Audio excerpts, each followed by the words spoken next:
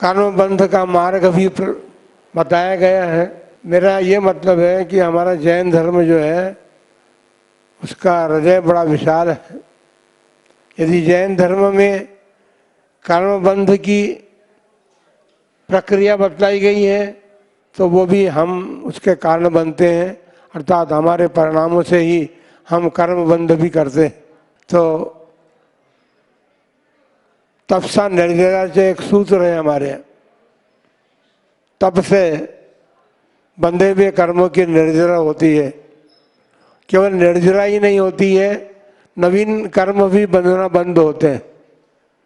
तो आप सभी लोगों ने इस दशक्षण महापर्व में अपनी अपनी शक्ति के अनुरूप 10-10 उपवास, कोई ने 64 उपवास, किसी ने 32 उपवास, किसी ने 16 उपवास किए हैं। हमारे 2 युवा हमारे पास आए थे, हमको बड़ी प्रसन्नता भी। वो प्रतिवर्ष दोनों का सामंजस्य ऐसा बना हुआ है कि एक जने 16 उपवास करता है, एक जने 10 उपवास करता है। एक जने फिर 10 उपवास, जिसने 16 उपवास किए वो अगले वर्ष 10 उपवास करता है, जिसने 10 उपवास किए वो 16 उपवास करता है। कई वर्षों से इस प्रकार की तपस्या वो कर रहे हैं। बंधुओं, ये तपस्या जो है सामान्य बात नहीं है। सब लोगों ने बड़ा साहस और उत्साह के साथ ये दशलक्षण महापर्व में उपवास आदि के द्वारा अपने जीवन को सार्थक करने का एक पुरुषार्थ किया है।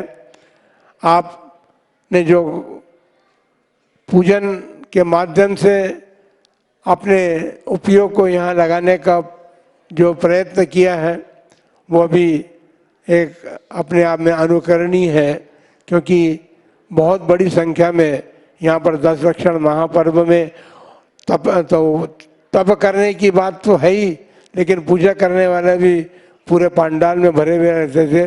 तो ये बड़े अच्छे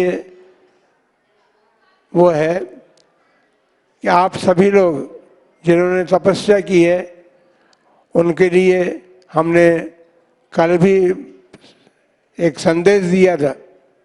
आपने इतने लंबे समय तक उपवास करके और धर्म तप रूपी धर्म को धारण किया, तो वो तप रूपी धारण आपका सार्थकता को प्राप्त हो, इसके लिए हमने ये कहा था कि जैन धर्म जो कहता है, अर्थात क्योंकि तपस्या की बात तो अन्य धर्मों में भी होती है, लेकिन वहाँ की तपस्या में और जैन धर्म में जो तप होता है उसमें अंतर है। वहाँ तपस्या करते हैं, अभी उनके भी त्यौहार चल रहे हैं, हम तो उनको त्यौहार ही कहते हैं, क्योंकि उनके यहाँ वो तो बात नहीं है। वहाँ एक टाइम भोजन कर लेंगे या शाम को भोजन कर लेंगे या कुछ फलियारी कर लेंगे, ये उनके यहाँ उपवास होते हैं। लेकिन अपने यहाँ का उपवास जो है वो तपस्या है। और हमने एक बात कही थी कि किसी वस्तु को शुद्ध करना हो, किसी वस्तु को शुद्ध करना हो या उपयोग में लेने के योग्य बनाना हो तो अग्नि में तपा करके आप सभी उसको धारण करते हैं।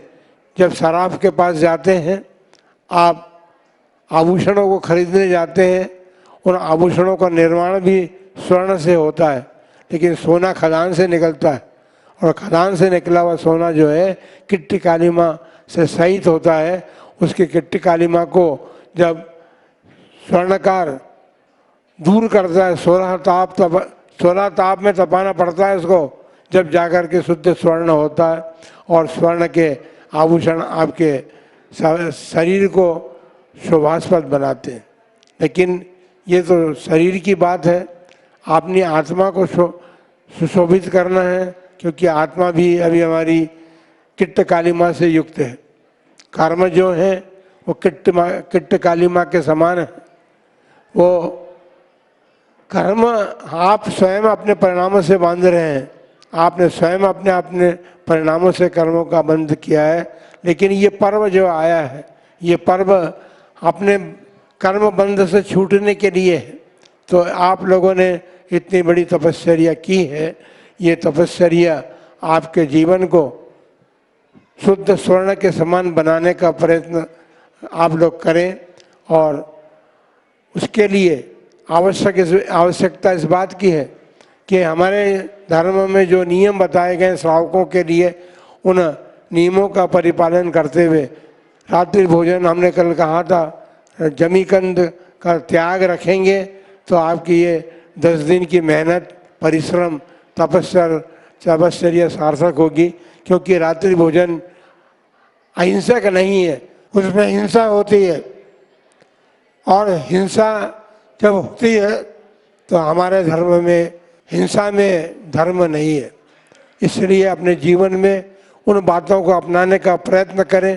दूसरी बात, हम कल एक बात कहना भूल गए थे, क्योंकि तपस्या किया आपने, लेकिन यदि आपने तपस्या के साथ यदि मोबाइल में और टेलीविज़न में आप लगे रहे होंगे तो सुनिश्चित बात है कि आपने नवीन कर्म का आचरण बंद किया है। लेकिन आप सबने यहाँ पर आकर के उपदेश श्रवण किए, भगवान की पूजा आराधना अर्चना की है, तो ये आपके लिए कार्यकारी होगी। और ये जब भी आप इस प्रकार का तपस्या करने का मन बनाएं तो उसके साथ साथ इस बात का भी ध्यान रखें कि अपने जीवन में जो भी बुराइयां हैं उन बुराइयों को देखने का प्रयत्न करें, समझें कि ये बुराई हमारे जीवन में है और जो बुराई है वो हमारी आत्मा का कभी लाभ नहीं कर सकती है, आत्मा को दूषित ही करती है। और हमारी आत्मा ही सर्वस्व है, आत्मा के बिना हमारा कोई अस्तित्व नहीं है। शरीर को आत्मा मानना या शरीर को अपनी मान्यता रखना ये ठीक नहीं है। आप यदि हैं, जो मैं शब्द निकलता है आपके मुंह से वो शरीर से नहीं निकलता, वो तो हमारी नासमझी है कि हम शरीर को ही अपना मान रहे हैं। लेकिन आत्मा, मैं शब्द जो है आत्मा का द्योतक है, वो आत्मा का परिचय कराता है। जो मैं शब्द हमारे भीतर से निकलता है वो मैं हमारी आत्मा का परिचय कराने वाला है। उसका ध्यान रख करके आप हमेशा ये ध्यान रखें कि जो भी धर्म क्रिया करें उस धर्म क्रिया को समझ करके करें। और उसके साथ साथ ये भी भावना रखें कि हमने कर्मबंध के नाश के लिए, अर्थात कर्मबंध से छूटने के लिए ये धर्म आचरण कर रहे हैं। उस धर्म आचरण को इस बात का ध्यान रख करके करेंगे तो आप सुनिश्चित बात है, आप सबसे बड़ी बात तो हमने कल भी कही थी कि आप लोगों के लिए गृहस्थ हैं आप, लेकिन गृहस्थों के लिए तपस्वी शब्द का प्रयोग किया जा रहा है। कितना बड़ा सम्मान है आपकी तपस्या का, आप सबको तपस्वी कहा जा रहा है, जबकि तपस्वी तो मुनि महाराज या जो साधु त्यागी उनके लिए तपस्वी शब्द का प्रयोग होता है। लेकिन आपको ये सम्मान सूचक जो शब्द आपके लिए प्रयोग किया है, इसका ध्यान रखना पड़ेगा आपको कि हमको ये संघ के सानिध्य में हमको समाज ने तपस्वी संज्ञा दी है, तो इस तपस्वी संज्ञा को सार्थक करने के लिए आप अपने जीवन को त्यागमय बनाने का प्रयत्न करें, पुरुषार्थ करें। जितना जितना त्याग करते जाएंगे उतने उतने आपकी आत्मा उन्नति की ओर बढ़ती चली जाएगी, क्योंकि बिना त्याग के आत्मा कभी उन्नति को प्राप्त नहीं हो सकती। हमारे धर्म में यही बताया है। आज रत्नोत्तर धर्म का दिन है। आप ध्यान दिया होगा आप लोगों ने कि सर्वप्रथम दिन जब तत्वार सूत्र ग्रंथ का वाचन शुरू हुआ था तो उसमें भी सबसे पहला सूत्र था सम्यक दर्शन ज्ञान चारित्रणी मोक्ष मार्ग। आत्मा को ऊपर उठाने के लिए कहें या आत्मा को, जैसे आपके यहाँ मकान के ऊपर टंकी बनती है और उसमें आप पानी चढ़ाना हो तो आप क्या करते हैं, मोटर लगाते हैं ना। मोटर 1 हार्स पावर की लगाएंगे और साथ में ये चौथी 5वीं पर चढ़ाना है तो नहीं चढ़ेगी, 3 हार्स पावर की मोटर लगानी पड़ेगी। उसी प्रकार हमारी आत्मा जो है वह अनादिकाल से संसार पर भ्रमण कर रही है। तो सम्यक दर्शन के साथ सम्यक ज्ञान, सम्यक चारित्र आपके जीवन में ये रत्नत्रय जो है, ये रत्नत्रय की मोटर लगे तब आपकी आत्मा सिद्धालय की यात्रा को पूर्ण कर सकेगी। इस बात का ध्यान रखते हैं हम आपके लिए मंगल आशीर्वाद सब सब तपस्वी लोगों के लिए।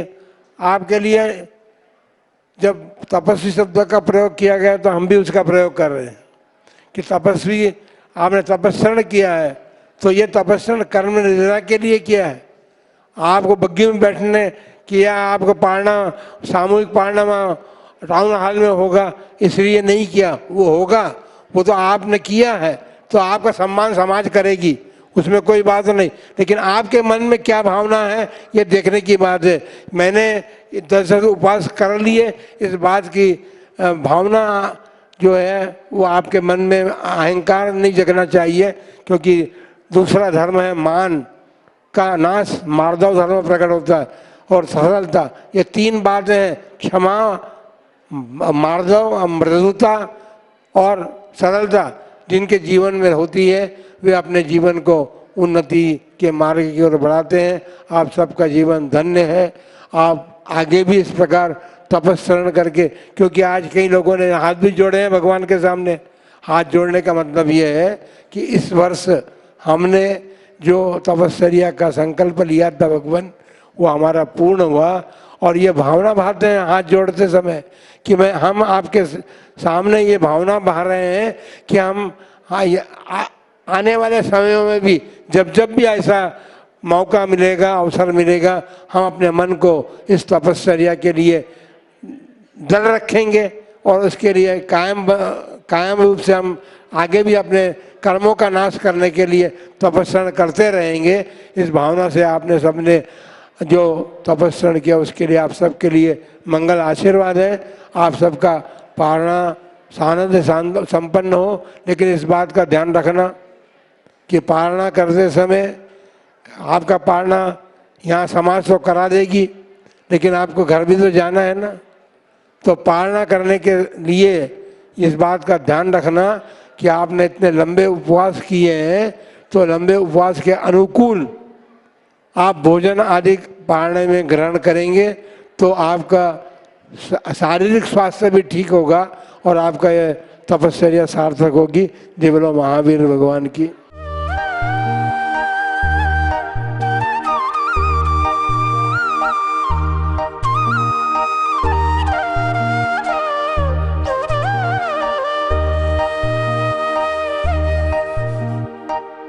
नमो अरिहन्ताणं नमो सिद्धाणं नमो आयर्याणं नमो वज्रायणं नमो लोए सब साहुणम्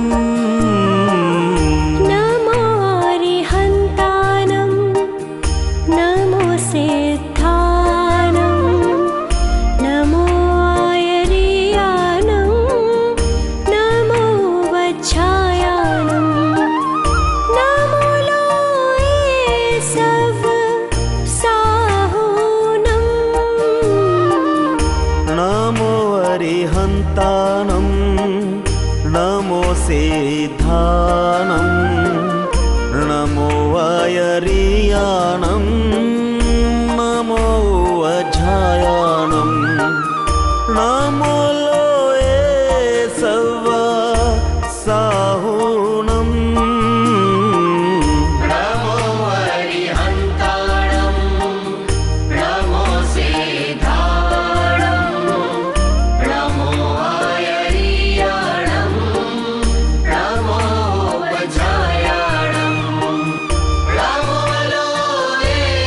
सब साहुणम्। ऐसो पंच नमोकारो सर्व पावपनाशनो मंगलानं च सर्वेसिं परमं हवै मंगलम्।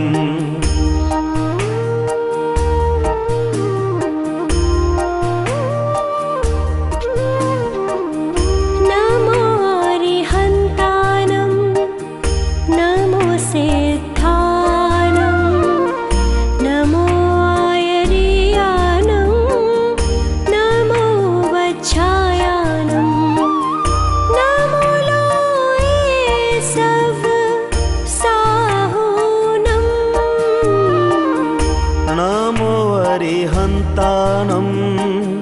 नमो सिद्धानं नमो वैरियाणं नमो वज्रायाणं नमो लोये सवा साहुनं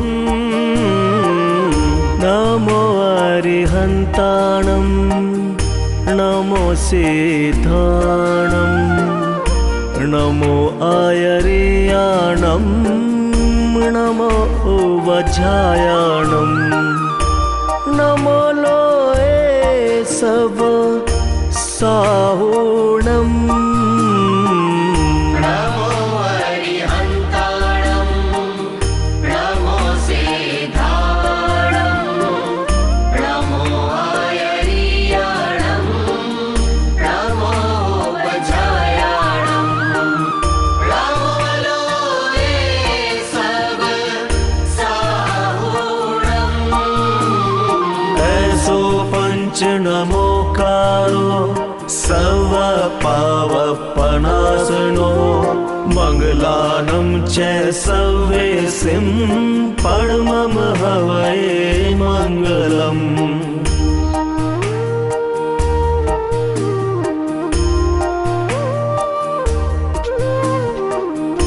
नमो अरिहन्तानं नमो सिद्धानं नमो वैरियाणं नमो वज्रायाणं नमो लोये सवा साहुणं